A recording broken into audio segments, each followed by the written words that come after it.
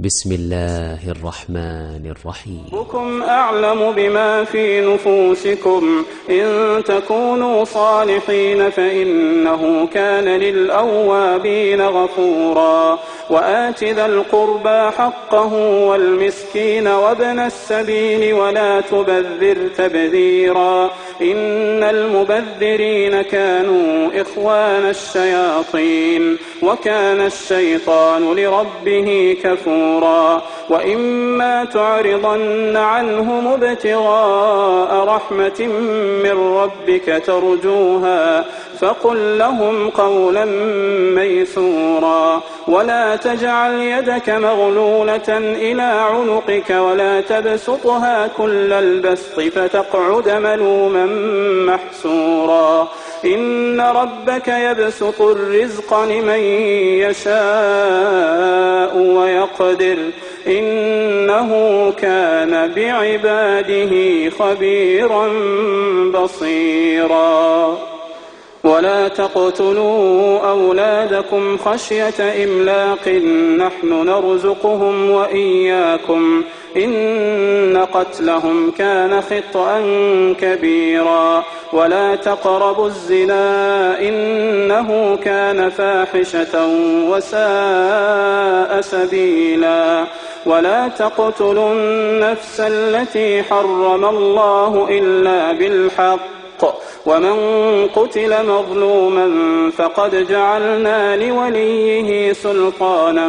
فلا يسرف في القتل إنه كان منصورا ولا تقربوا مال اليتيم إلا بالتي هي أحسن حتى يبلغ أشده وأوفوا بالعهد إن العهد كان مسؤولا وأوفوا الكيل إذا كلتم وزنوا بالقسطاس المستقيم ذلك خير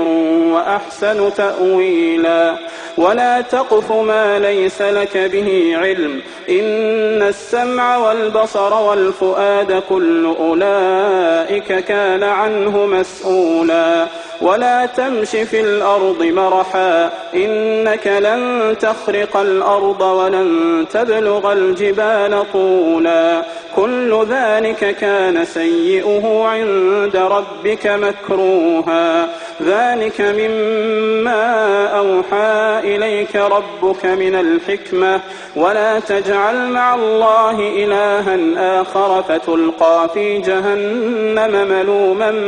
مدحورا أفأصفاكم ربكم بالبنين واتخذ من الملائكة إناثا إنكم لتقولون قولا عظيما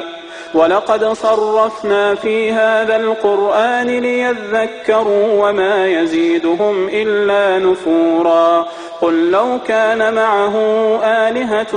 كما يقولون إذا لابتغوا إلى ذي العرش سبيلا سبحانه وتعالى عما يقولون علوا كبيرا تسبح له السماوات السبع والأرض ومن فيهن وإن من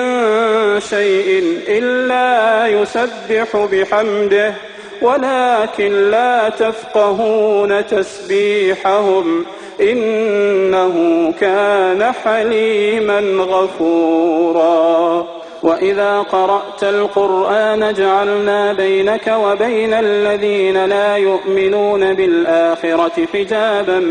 مستورا وجعلنا على قلوبهم أكنة أن